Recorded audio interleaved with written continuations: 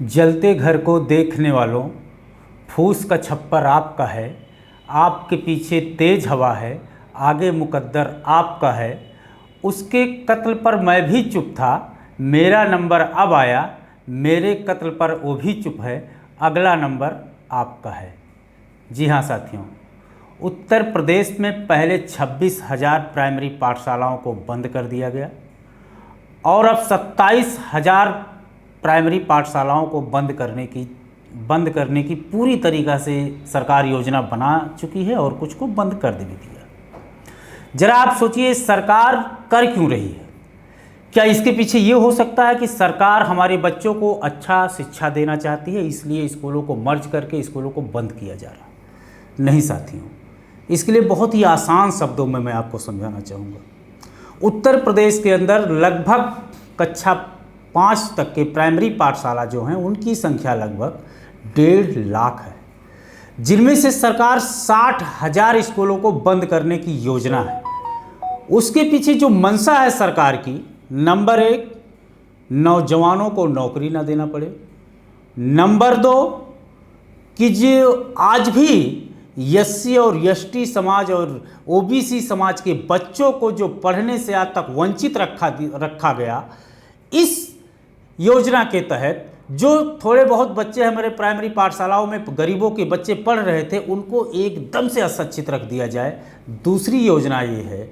और तीसरी योजना ये है कि बहुत सारे संगठन ऐसे हैं जो इस शिक्षा के माध्यम से जुड़े हैं, जो इस देश के एक भविष्य बनना चाहते हैं। इस शिक्षा के माध्यम से जो हमारे बहुत सारे रोजगार जुड़े हैं, उनको सरकार छीनना चाहती है। मैं एक एक करके आपको तीनों बिंदुओं पर चर्चा करूंगा। सरकार कह रही है कि इन स्कूलों को हम इसलिए बंद कर रहे हैं कि इनकी स्कूलों में संख्या कम है। सिर्फ यही नहीं कहा, इनके शिक्षा विभाग के मुख्य सचिव का एक ट्वीट आया है, मैं आपको पढ़ के सुनाना चाहूँगा उसको। कंचन वर्मा जी हैं महानिर्देशक स्कूल शिक्षा की। इन्होंने कहा कि पेयरिंग के लिए कोई बाध्यता नहीं है, जहां अभिभावक सहमत हैं वहीं पेयरिंग की जाएगी। डीएम और बीएसए जिले को बेहतर समझते हैं, शासनादेश में कोई संख्या या टारगेट तय नहीं किया गया है। इनके कहने का मतलब है, जिस गांव में प्राइमरी पाठशाला है, उस गांव में उस प्राइमरी पाठशाला में कितने बच्चे हैं ये मायने नहीं रखता है। मायने क्या रखता है कि उस प्राइमरी पाठशाला के उस ग्राम सभा के जो समिति हैं उनके साथ मीटिंग किया जाएगा, उन बच्चों के अभिभावकों के साथ मीटिंग किया जाएगा और वहाँ के टीचरों और प्रधानाध्यापक के साथ मीटिंग किया जाएगा, और जब सबकी सहमति बनेगी तो वो कॉलेज बंद किया जाएगा। लेकिन ये अपने मंसूबों पर कामयाब होने के लिए कर क्या रहे हैं? ये बीएसए से फ़ोन करके वहाँ के प्रधानाध्यापक पर दबाव डलवा रहे हैं, अपने सचिवालय के अधिकारियों से फ़ोन करा के शिक्षा विभाग के अध्यापकों और प्रधानाध्यापकों को दबाव डलवा रहे हैं कि आप किसी तरीके से एक सहमति पत्र लिख के शासन को दे दीजिए कि ये स्कूल बंद करने लायक है। अब आप मुझे बताइए, कौन सा बेचारा प्रधानाध्यापक और टीचर अपनी नौकरी बचाने के लिए सहमति पत्र नहीं दे देगा? वो सहमति पत्र दे रहा है और ये स्कूल को बंद कर दे रहे हैं। अब मैंने कहा, जो हमारा पहला मानना था कि कैसे लोग इस स्कूल को बंद करने के बाद गांव के लोगों को, गरीबों के बच्चों को, पिछड़ों, दलितों और आदिवासियों के घरों से निकलने वाले बच्चों को क्या दिक्कतें आएंगी। स्कूल हमारा 3 किलोमीटर की दूरी पर दूसरा स्कूल मिल रहा है, उसमें हमारे बच्चे पढ़ने जाएंगे। जो हमारे गाँव का स्कूल था, एक गाँव के एक स्कूल को इन्होंने बंद किया। उसके शिक्षा मित्र क्या करेंगी? उसकी आंगनवाड़ी उस ग्राम सभा की क्या करेगी? आशा बहू क्या करेगी उस गांव की? और उस स्कूल में काम करने वाले रसोइया की क्या स्थिति होगी? इनकी नौकरी का जिम्मेदार कौन है?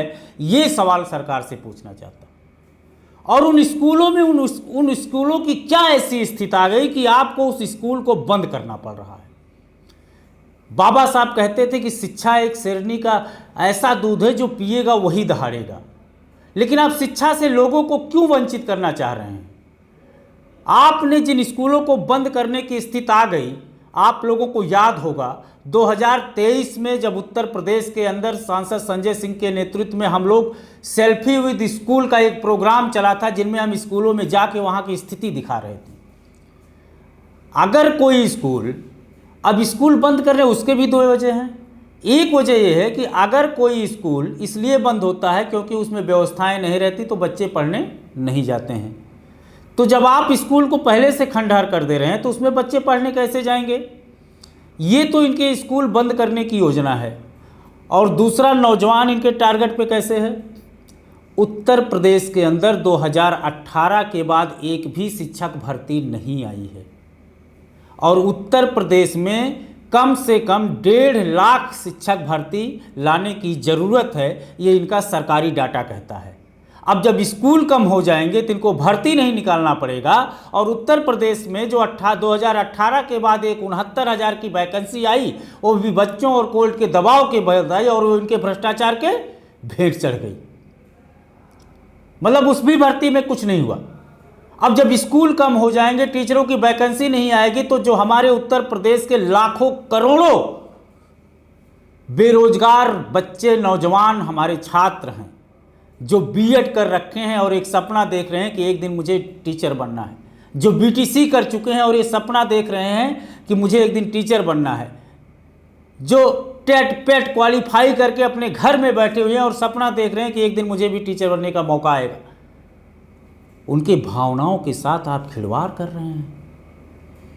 वो कैसे मास्टर बनेंगे? और ये सब काम आप सिर्फ उद्योगपतियों के और शिक्षा माफियाओं के बहकावे में आके कर रहे हैं। इतना बड़ा शिक्षा के साथ आप खिलवाड़ कर रहे हैं।